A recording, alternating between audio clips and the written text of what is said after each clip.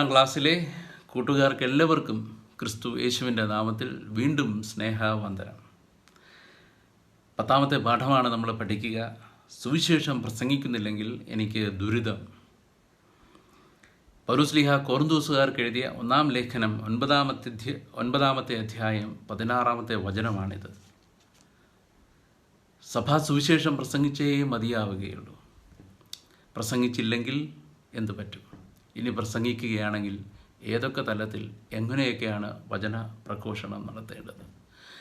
പ്രേക്ഷിത പ്രവർത്തനത്തെപ്പറ്റി ചിന്തിക്കുമ്പോൾ മിഷനറി, സുവിശേഷവൽക്കരണം, നവസുവിശേഷവൽക്കരണം എന്നീ പദങ്ങൾ നാം കേൾക്കുന്നു. ഇതൊക്കെ കൊണ്ട് ഉദ്ദേശിക്കുന്ന കാര്യം എന്താണ്? ഈ പ്രേക്ഷിത പ്രവർത്തനത്തിൻ്റെ ഭാഗമായി നാം സുവിശേഷ പ്രവർത്തനം നടത്തുമ്പോൾ സഭകളുടെ ഐക്യത്തെപ്പറ്റി മാത്രം ചിന്തിച്ചാൽ മതിയോ? പുനരൈക്യത്തെപ്പറ്റി നമ്മൾ ചിന്തിക്കണമോ? അത് ഇന്നും പ്രസക്തമാണ്.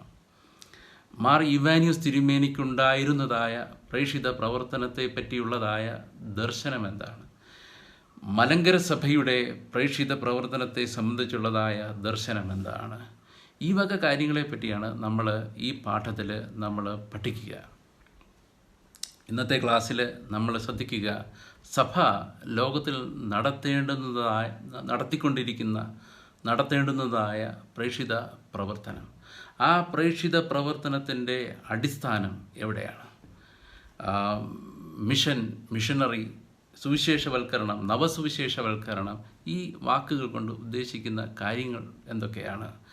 മാർ ഇവാനിയോസ് തിരുമേനിയുടെ പ്രേക്ഷിത പ്രവർത്തനത്തെ പറ്റിയുള്ളതായ ദർശനം, മലങ്കര സഭയുടെ പ്രേക്ഷിത ദർശനം, ഈ വക കാര്യങ്ങളാണ് ഇന്നത്തെ ക്ലാസ്സിൽ നാം പ്രത്യേകമായിട്ട് പഠിക്കുക. ബാക്കി അടുത്ത ക്ലാസ്സിൽ നാം പഠിക്കും. ഒരു നിമിഷം നമുക്ക് പ്രാർത്ഥിക്കാം. നല്ലവനായ ദൈവമേ, സഭ ഈ ലോകത്തിൽ നടത്തേണ്ടുന്നതായ പ്രേക്ഷിത പ്രവർത്തനത്തെപ്പറ്റി ഞങ്ങൾ പഠിക്കാനായിട്ട്, ചിന്തിക്കാനായിട്ട് ഒരുങ്ങുമ്പോൾ അത് നന്നായിട്ട് ശ്രദ്ധിക്കുവാനും നന്നായിട്ട് ഗ്രഹിക്കുവാനുമുള്ള എല്ലാവിധമായ കൃപയും പരിശുദ്ധാത്മാവിൻ്റെ നിറവിനാൽ ഞങ്ങൾക്ക് ഓരോരുത്തർക്കും ധാരാളമായിട്ട് തരണമേ എന്ന് പ്രാർത്ഥിക്കുന്നു. ഈ പ്രാർത്ഥന തിരുസന്നിധിയിൽ സമർപ്പിക്കുമ്പോൾ കൃപയോടെ കേട്ട് അരുളണമേ. ആമീൻ. സഭ ഈ ലോകത്തിൽ പ്രേക്ഷിത പ്രവർത്തനം നടത്തിക്കൊണ്ടിരിക്കുന്നു. ഈ പ്രവർത്തനം നടത്തിയേ മതിയാവൂ. ഈ ദൗത്യവും വിളിയും എവിടെ നിന്നാണ് ലഭിച്ചത്? ഇതിൻ്റെയൊക്കെ അടിസ്ഥാനം എന്താണ്? ഇതിനെപ്പറ്റി നമുക്ക് ആദ്യം ചിന്തിക്കാം.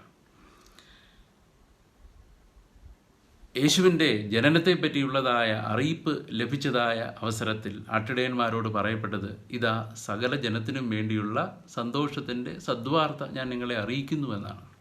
സകല ജനത്തിനും വേണ്ടിയുള്ള സന്തോഷത്തിൻ്റെ സദ്വാർത്ത. യേശു ജനിച്ചിരിക്കുന്നത് അവൻ രക്ഷകനായിട്ടാണ്. അത് സകല ജനത്തിനും വേണ്ടിയുള്ള സന്തോഷത്തിൻ്റെ സദ്വാർത്ത എന്നാണ്. സ്നാപക യോഹന്നാൻ യേശുവിനെ ലോകത്തിന് പരിചയപ്പെടുത്തുന്നത് ഭൂലോക പാപങ്ങൾ നീക്കുന്ന ദൈവത്തിൻ്റെ കുഞ്ഞാട്. ഇതാ ലോകത്തിൻ്റെ പാപങ്ങൾ നീക്കുന്ന ദൈവത്തിൻ്റെ കുഞ്ഞാട്. ലോകത്തിൻ്റെ മുഴുവനും പാപങ്ങളും ഏറ്റെടുക്കാനായിട്ടും അത് നീക്കുവാൻ വേണ്ടി കടന്നു വന്നിരിക്കുന്ന കുഞ്ഞാട് എന്നാണ് പറയുക. യേശു മാമോദീസ സ്വീകരിച്ചു, ജ്ഞാനസ്നാനം സ്വീകരിച്ചു, പരിശുദ്ധാത്മാവിനെ സ്വീകരിച്ചു. എന്നിട്ട് പ്രാർത്ഥിച്ച് ഒരുങ്ങി പരസ്യജീവിതം തുടങ്ങുന്നു. അവൻ്റെ പ്രഘോഷണം ആരംഭിക്കുമ്പോൾ അവിടെ ഒന്ന് പറയുക, സമയം പൂർത്തിയായി, ദൈവരാജ്യം സമീപിച്ചിരിക്കുന്നു, അനുതപിച്ച് സുവിശേഷത്തിൽ വിശ്വസിക്കുവിൻ. ദൈവരാജ്യം സമീപിച്ചിരിക്കുന്നു. ദൈവരാജ്യത്തിൻ്റെ സുവിശേഷം പ്രസംഗിച്ചുകൊണ്ട് യേശു എല്ലായിടത്തേക്കും പോയി. അത് യഹൂദരുടെ ഇടയിൽ മാത്രമല്ല, എല്ലാവരോടും സുവിശേഷം പ്രസംഗിക്കാൻ വേണ്ടിയിട്ടാണ് ഞാൻ അയക്കപ്പെട്ടിരിക്കുക, എല്ലായിടത്തേക്കും ഞാൻ പോകേണ്ടിയിരിക്കുന്നു എന്ന് അവിടെ നിന്ന് പറയുന്നുണ്ട്. ലൂക്കോസിൻ്റെ സുവിശേഷം 4-ാമത്തെ അധ്യായത്തിൽ നാം അത് കാണുന്നുണ്ട്. എൻ്റെ പിതാവിൻ്റെ ഇഷ്ടം നിറവേറ്റുക എന്നുള്ളതാണ് എൻ്റെ ഭക്ഷണവും എൻ്റെ പാനീയവും. ദൈവത്തിൻ്റെ ഇഷ്ടം നിറവേറ്റുക എന്താണ്? ദൈവത്തിൻ്റെ വചനം പ്രഘോഷിക്കുക, ലോകത്തിൻ്റെ രക്ഷയ്ക്ക് വേണ്ടിയിട്ട് പ്രവർത്തിക്കുക, ലോകത്തിൻ്റെ രക്ഷയ്ക്ക് വേണ്ടി മരിക്കുക. യേശു തൻ്റെ പ്രസംഗത്തിലും തൻ്റെ പരസ്യ ജീവിതത്തിലും താൻ ചെയ്ത കാര്യങ്ങളിലുമെല്ലാം പ്രേക്ഷിത പ്രവർത്തനം എങ്ങനെ ആയിരിക്കണം എന്നുള്ളത് വളരെ കൃത്യമാക്കിയിട്ടുണ്ട്. എല്ലായിടത്തേക്കും, ആരെയും ഒഴിവാക്കാൻ പറ്റില്ല, എല്ലായിടത്തേക്കും പോകണം. ഞാൻ എൻ്റെ പിതാവിനാൽ അയക്കപ്പെട്ടതാണ്. അത് സുവിശേഷം പ്രസംഗിക്കാൻ വേണ്ടിയിട്ടാണ് അയക്കപ്പെട്ടിരിക്കുന്നത്. സുവിശേഷം പ്രസംഗിക്കാതിരിക്കാനാണെങ്കിൽ പറ്റില്ല. അതിവിടെ ഒരിടത്ത് മാത്രം ഒതുങ്ങിയാൽ പറ്റില്ല, എല്ലായിടത്തേക്കും പോയേ പറ്റുകയുള്ളൂ എന്നുള്ളതായ ആശയം വളരെ കൃത്യമായിട്ട് ഇത് ചെയ്യുന്നുണ്ട്. തൻ്റെ പരസ്യ ജീവിതത്തിലൂടെ ചെയ്ത കാര്യങ്ങളിലൂടെ അവസാനം തൻ്റെ പീഡാനുഭവം, മരണം, ഉത്ഥാനം എന്നിവയിലൂടെ യേശു ലോകത്തിൻ്റെ രക്ഷ സാധ്യമാക്കി തീർത്തു. ഉത്ഥാനശേഷം യേശു തൻ്റെ ദൗത്യം ശിഷ്യന്മാരെ ഭരമേൽപ്പിക്കുകയാണ്. പറയുന്ന കാര്യം ശ്രദ്ധിക്കണം. എൻ്റെ പിതാവ് എന്നെ അയച്ചതുപോലെ ഞാനും നിങ്ങളെയും അയക്കുന്നു. നിങ്ങൾ ലോകമെങ്ങും പോയി സകല സൃഷ്ടികളോടും സുവിശേഷം പ്രസംഗിക്കുവിൻ. എല്ലാവരിടത്തും പോയേ പറ്റുകയുള്ളൂ. എന്നെപ്പറ്റി നിങ്ങൾ പറയണം. എന്നിലൂടെ സാധ്യമായ രക്ഷയെപ്പറ്റി പറയണം, ദൈവത്തെപ്പറ്റി പറയണം, ദൈവത്തിൻ്റെ സ്നേഹത്തെപ്പറ്റി പറയണം. അതെല്ലാം മനുഷ്യരടുത്തും പറയണം. അപ്പോൾ 2-3 കാര്യങ്ങൾ വളരെ കൃത്യമായിട്ട് നമ്മൾ ഈ കേട്ട ഭാഗങ്ങളിൽ നിന്നും വളരെ വ്യക്തമാണ്. ദൈവത്താൽ അയക്കപ്പെട്ടതാണ് യേശു. സുവിശേഷം പ്രസംഗിക്കാൻ വേണ്ടി അവിടെ അയക്കപ്പെട്ടിരിക്കുന്നു. ദൈവരാജ്യം പ്രസംഗിക്കാൻ വേണ്ടി അയക്കപ്പെട്ടിരിക്കുന്നു. മനുഷ്യരുടെ രക്ഷയ്ക്ക് വേണ്ടിയിട്ടാണ്, ആ ലോകത്തിലുള്ള എല്ലാവരുടെയും രക്ഷയ്ക്ക് വേണ്ടിയിട്ടാണ് അവിടുത്തെ ജീവിതവും അവിടുത്തെ പ്രവർത്തനവുമെല്ലാം. അപ്പോൾ ഈ ദൗത്യം സഭയെ ഭരമേൽപ്പിക്കുകയാണ്. എൻ്റെ പിതാവ് എന്നെ അയച്ചതുപോലെ ഞാനും നിങ്ങളെ അയക്കുന്നു. നിങ്ങൾ ലോകമെങ്ങും പോയി സകല സൃഷ്ടികളോടും സുവിശേഷം പ്രസംഗിക്കുവിൻ. ദൈവത്തിൽ നിന്നാണ് യേശുവിന് ദൗത്യം ലഭിച്ചത്. യേശുവിൽ നിന്നാണ് സഭയ്ക്ക് ദൗത്യം ലഭിച്ചത്. യേശു എങ്ങനെ പ്രവർത്തിച്ചോ അതുപോലെ പ്രവർത്തിക്കാൻ വേണ്ടി സഭയും നിർബന്ധിതയാണ്. വചനം പ്രഘോഷിച്ചേ മതിയാവുകയുള്ളൂ. എല്ലാവരുടെ അടുത്തും പോയേ മതിയാവുകയുള്ളൂ. ഈ വിളിയും ഈ ഉത്തരവാദിത്വവും യേശുവിൽ നിന്നാണ് സഭയ്ക്ക് ലഭിച്ചത്. ഈ വിളിയുടെ ലഭിച്ചതായ ഈ വിളിയും ഈ ഉത്തരവാദിത്വത്തിൻ്റെയും പശ്ചാത്തലത്തിൽ നാം ചിന്തിക്കുമ്പോൾ സുവിശേഷവൽക്കരണം നമ്മുടെ ആരുടെയും ഔദാര്യമല്ല, ഒഴിച്ചുകൂടാനാവാത്ത ഉത്തരവാദിത്വമാണ്. സ്വഭാവത്താലേ സഭ പ്രേക്ഷിതയാണ്. പ്രസംഗിക്കാതിരിക്കാനായിട്ട് പറ്റില്ല. സഭയുടെ അംഗമായി നമ്മൾ ഇരിക്കുന്നിടത്തോളം കാലം വചനപ്രഘോഷണം നമ്മൾ ഓരോരുത്തരും നടത്തിയേ പറ്റുകയുള്ളൂ. പ്രേക്ഷിത പ്രവർത്തനം നമ്മൾ നടത്തിയേ മതിയാവുകയുള്ളൂ.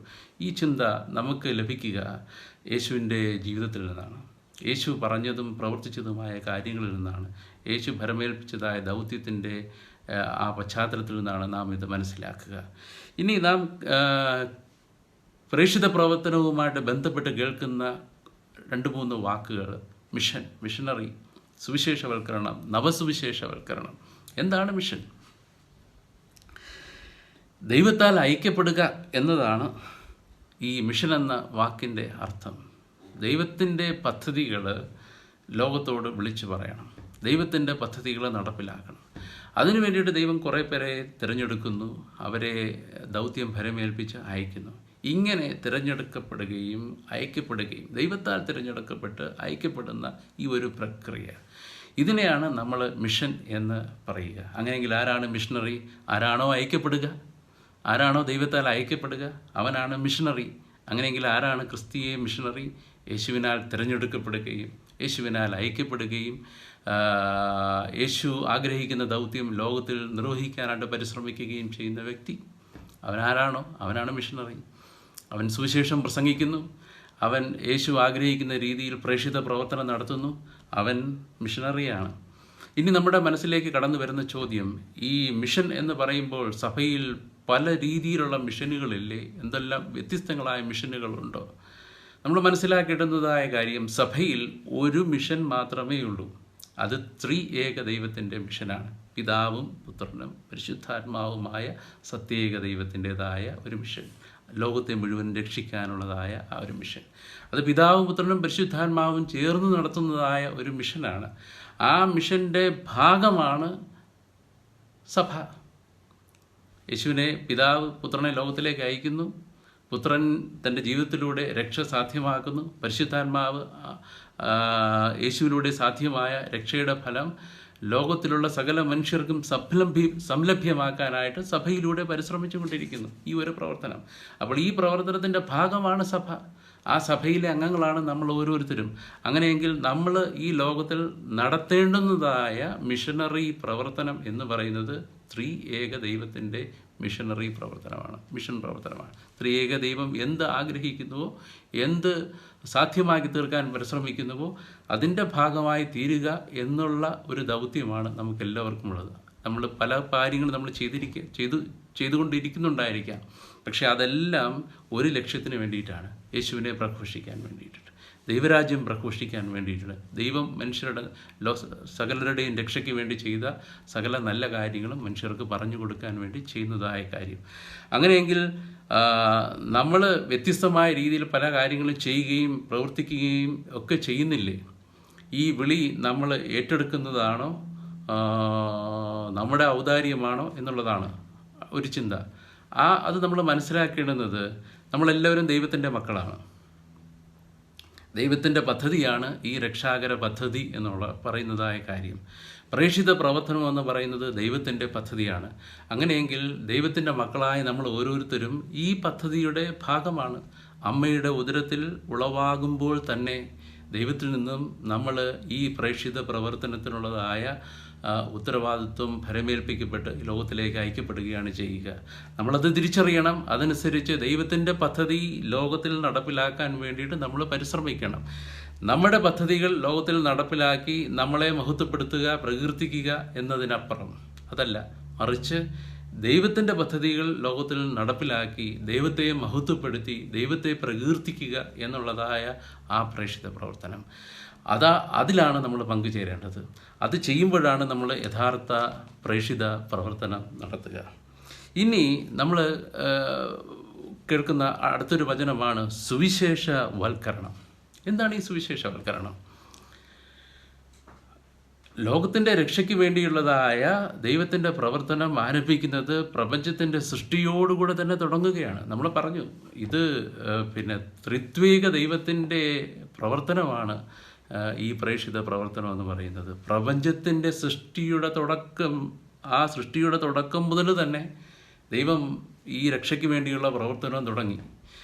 അത് പിതാവും പുത്രനും പരിശുദ്ധാത്മാവും എല്ലാവരും കൂടെ ചേർന്ന് നടത്തുന്നതായ ഒരു പ്രേക്ഷിത പ്രവർത്തനം മനുഷ്യ ജീവിതത്തിൻ്റെ എല്ലാ തലങ്ങളിലും രക്ഷയുടെ സുവിശേഷം എത്തിച്ചുകൊണ്ട് വചനത്തിൻ്റെ സ്വാധീനത്താൽ മനുഷ്യകുലത്തെ ഉള്ളിൽ നിന്ന് രൂപാന്തരീകരിക്കുകയും നവീകരിക്കുകയും ചെയ്യുന്ന ഒരു പ്രക്രിയയാണ് സുവിശേഷവൽക്കരണം.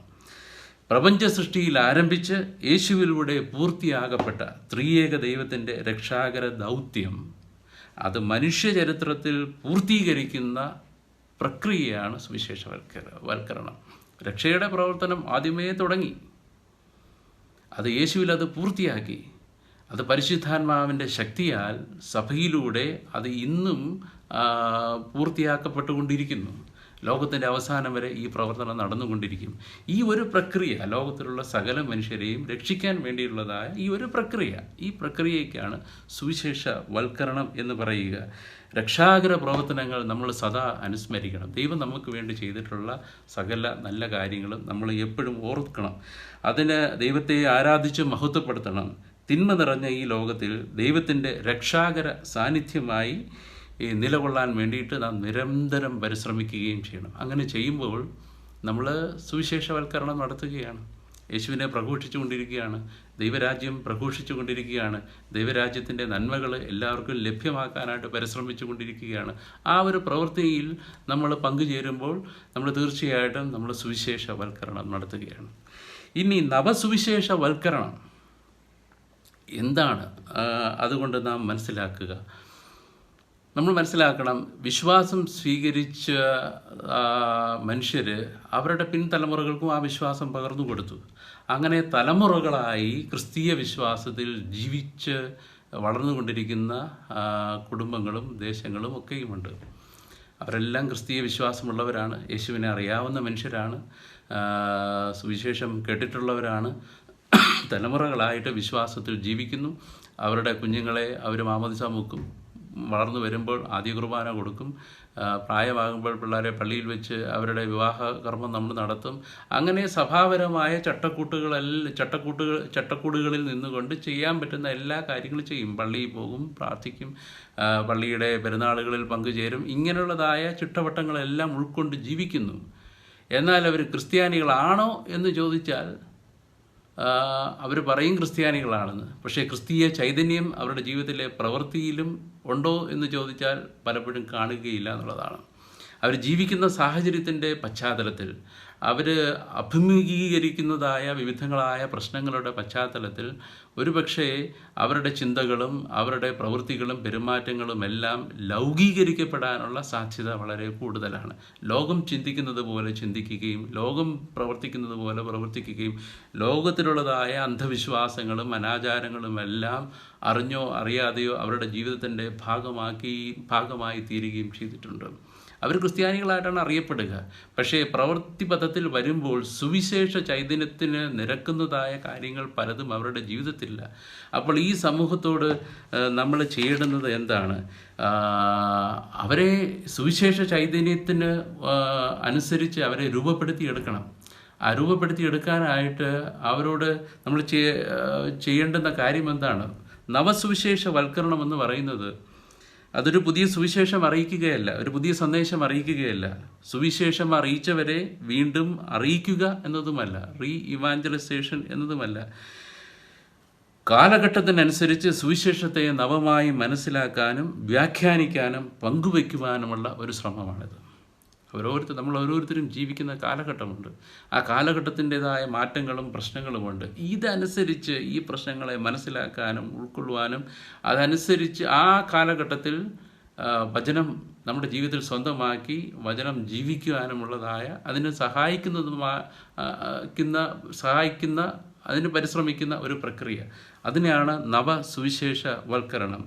ഭൗതികതയും വ്യക്തിഗത ചിന്താഗതികളും കാരണം ദൈവബോധം നഷ്ടപ്പെട്ട ഒരു തലമുറ. ഇതൊരു വലിയൊരു വിടവാണ്. ഈ വിടവ് നികത്തേണ്ടതായിട്ടുണ്ട്. അത് സുവിശേഷം പറഞ്ഞുകൊണ്ടാണ് നികത്തേണ്ടത്. യേശുവിനെ നന്നായിട്ട് അവർക്ക് മനസ്സിലാക്കി കൊടുക്കുക. ഈ വചനം ഇങ്ങനെയാണ് ഈ സമൂഹത്തിൽ ജീവിക്കേണ്ടത് എന്ന് അവർക്ക് പറഞ്ഞു കൊടുക്കുക.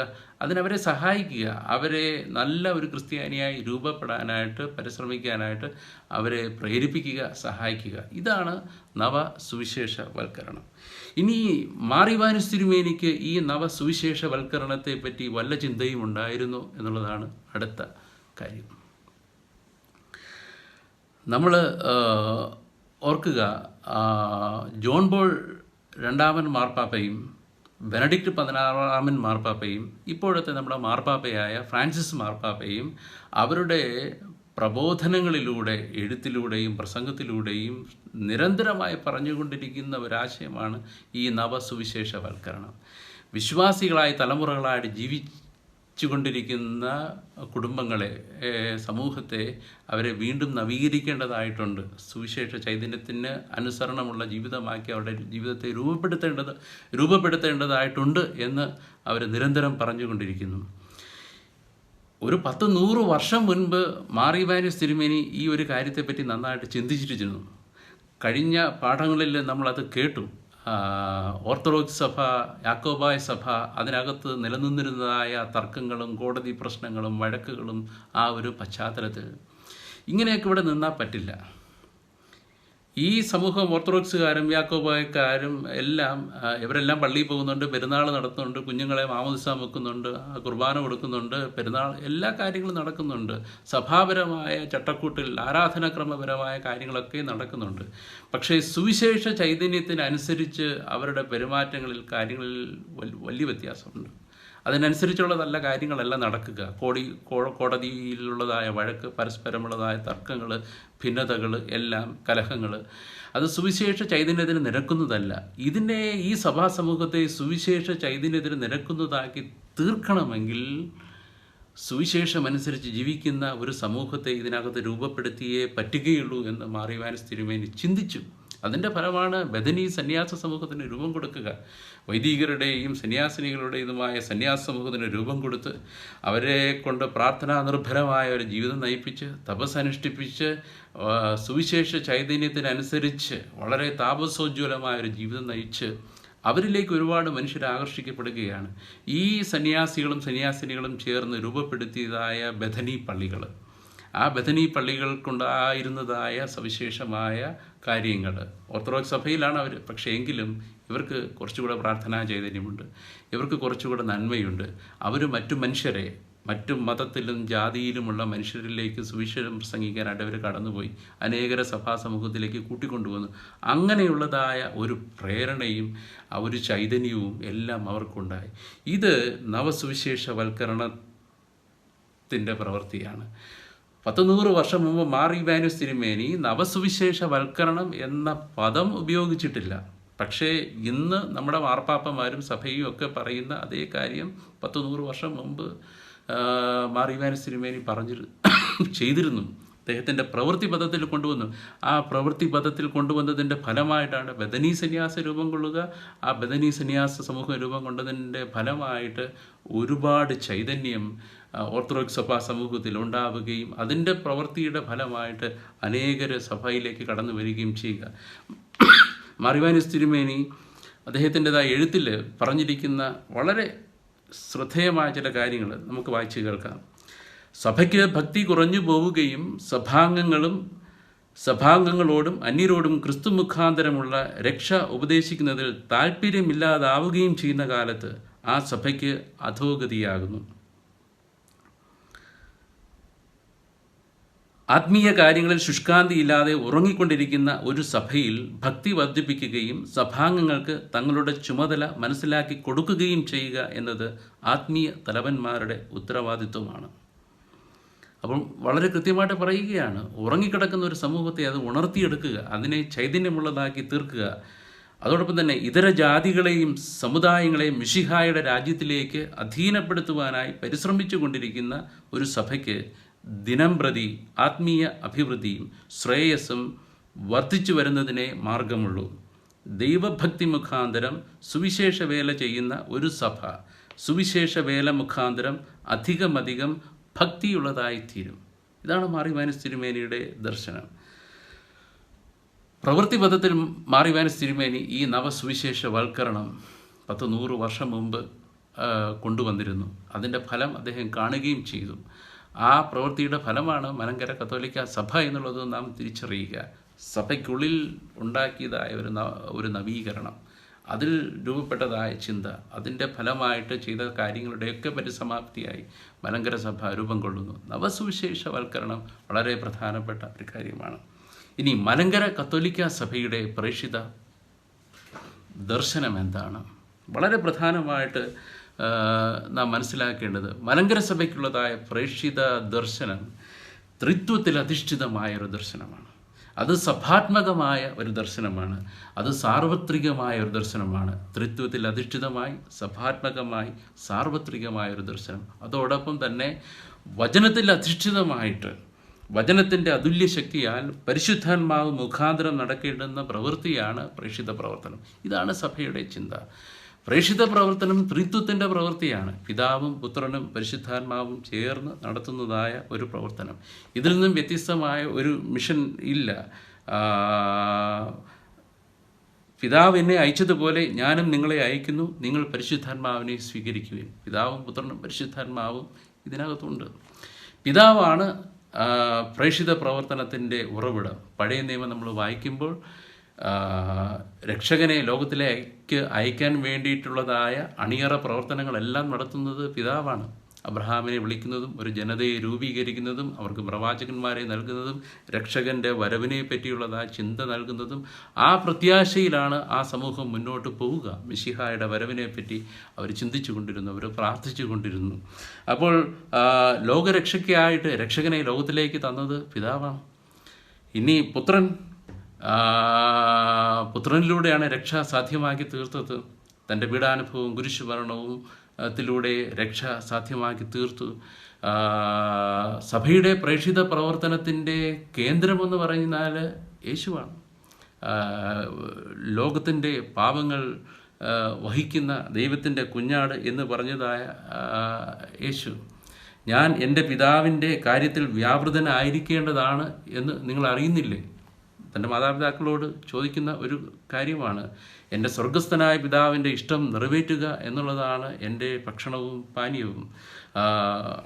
വഴിയും സത്യവും ജീവനാണ്. എന്നിലൂടെ അല്ലാതെ ആർക്കും പിതാവിൻ്റെ അടുക്കിലേക്ക് പോകാനായിട്ട് പറ്റുകയില്ല. മറ്റാരിലും രക്ഷയില്ല. ആകാശത്തിന് കീഴെ മനുഷ്യരുടെ ഇടയിൽ നമ്മുടെ രക്ഷയ്ക്ക് വേണ്ടി മറ്റൊരു നാമവും നൽകപ്പെട്ടിട്ടില്ല. ദൈവത്തിനും മനുഷ്യരുടെയും ഇടയിലെ ഏക മധ്യസ്ഥനും യേശു തന്നെ. അതിനാൽ യേശുവിനെ ലോകത്തിന് കാണിച്ചു കൊടുക്കേണ്ടുന്ന കടമ നമുക്കുണ്ട്. പ്രേക്ഷിത പ്രവർത്തനത്തിൻ്റെ കേന്ദ്രം യേശുവാണ്. യേശു ചെയ്ത കാര്യങ്ങളാണ്. യേശുവിലൂടെ സാധ്യമാക്കപ്പെട്ട രക്ഷയാണ്. യേശു എന്ന രക്ഷകനെയാണ് ലോകം മുഴുവനും നമ്മൾ പരിചയപ്പെടുത്തി കൊടുക്കേണ്ടത്. അതിനകത്ത് ദൈവത്തിൻ്റെ സ്നേഹം തീർച്ചയായിട്ടും കടന്നു വരും. അതിനകത്ത് ദൈവം നമുക്ക് വേണ്ടി ചെയ്ത സകല കാര്യങ്ങളും അതിനകത്ത് കടന്നു വരുമെന്നുള്ള കാര്യത്തിനകത്ത് യാതൊരു സംശയവുമില്ല. ഇനി നാം മനസ്സിലാക്കേണ്ടുന്ന കാര്യം, തൃത്വത്തിൽ അധിഷ്ഠിതമാണെന്ന് പറയുമ്പോൾ പരിശുദ്ധാത്മാവിനെ സ്വീകരിച്ചുകൊണ്ട് പരിശുദ്ധാത്മാവിൻ്റെ ചൈതന്യത്തിലാണ് യേശുവിൻ്റെ പരസ്യ ജീവിതം മുഴുവനും അരങ്ങേറുക. യേശു ചെയ്ത അത്ഭുതങ്ങൾ, യേശുവിൻ്റെ വചന പ്രഘോഷണം, യേശുവിൻ്റെ പീഡാനുഭവം, മരണം, ഇതെല്ലാം പരിശുദ്ധാത്മാവിൻ്റെ ശക്തിയാലാണ്. ശിഷ്യന്മാരോട് പറഞ്ഞത് എന്താണ്? നിങ്ങൾ ലോകമെങ്ങും പോയി സകല സൃഷ്ടികളോടും സുവിശേഷം പ്രസംഗിക്കുവിൻ എന്ന ദൗത്യം ഭരമേൽപ്പിച്ചിട്ട് അവരോട് പറഞ്ഞത്, നിങ്ങൾ ജെറുസലേമിൽ തന്നെ തങ്ങുവിൻ, പരിശുദ്ധാത്മാവിനെ സ്വീകരിക്കുവിൻ.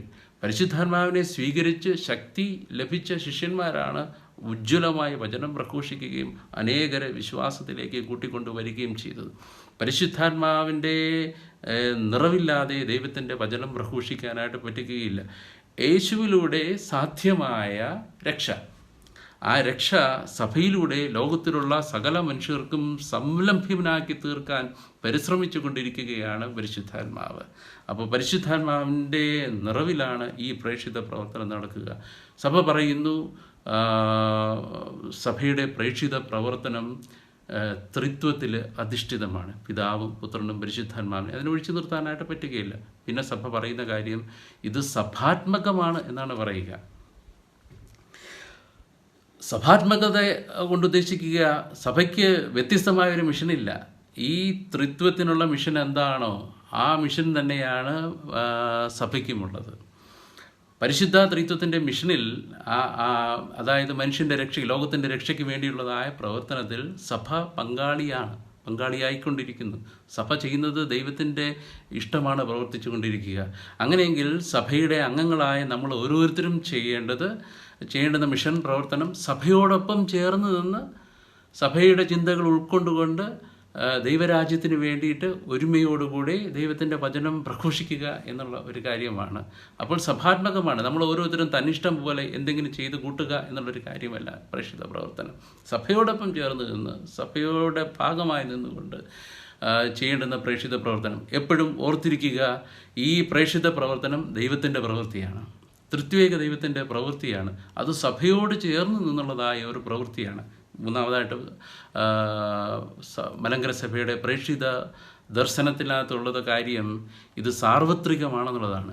എല്ലാ മനുഷ്യരുടെടുത്തും ദൈവത്തിൻ്റെ വചനം പ്രസംഗിച്ചേ പറ്റുകയുള്ളൂ. എല്ലാ മനുഷ്യരുടെയും രക്ഷയ്ക്ക് വേണ്ടി പ്രവർത്തിച്ചേ പറ്റുകയുള്ളൂ. അത് ജാതിയെന്നില്ല, മതമെന്നില്ല, വർഗമെന്നില്ല, വർണ്ണമെന്നുമില്ല, ദേശമെന്നുമില്ല, ഭാഷാ വ്യത്യാസങ്ങളില്ല.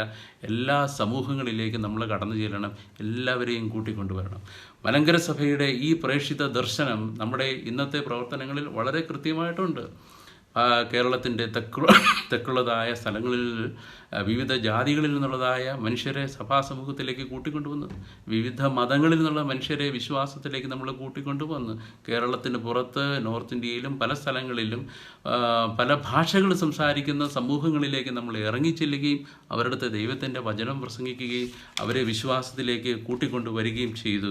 അതിനാൽ സകലരോടും സുവിശേഷം പ്രസംഗിക്കുവാനായിട്ട് നാം കടപ്പെട്ടിരിക്കുന്നു എന്നുള്ള ചിന്ത, അത് നമ്മുടെ പ്രവർത്തനത്തിൻ്റെ അടിസ്ഥാനമായി നിൽക്കേണ്ടുന്നൊരു കാര്യമാണ്. ആരെയും ഒഴിവാക്കരുത്. യേശുവിൻ്റെ പ്രവർത്തനത്തിൽ അത് ഉണ്ടായിരുന്നു. യഹൂദരോട് മാത്രമല്ല, ഇതിന് അപ്പുറത്തും ഞാൻ കടന്നു പോകേണ്ടിയിരിക്കുന്നു. നമ്മളും അത് തന്നെയാണ്. നാം ആയിരിക്കുന്ന സമൂഹത്തിൽ മാത്രം ഒതുങ്ങി നിൽക്കാതെ ഇതിനപ്പുറത്തേക്ക് നാം കടന്നു പോകേണ്ടിയിരിക്കുന്നു എന്നുള്ളതായ ദർശനം. ഇതാണ് മലങ്കര സഭയുടേതായ ദർശനം. അപ്പോൾ നമ്മൾ ഇതുവരെ കേട്ടത്, യേശുവിൽ നിന്നാണ് സഭയ്ക്ക് ഈ പ്രേക്ഷിത പ്രവർത്തനത്തിൻ്റേതായ വിളിയും ദൗത്യവും എല്ലാം നമുക്ക് ലഭിച്ചത്.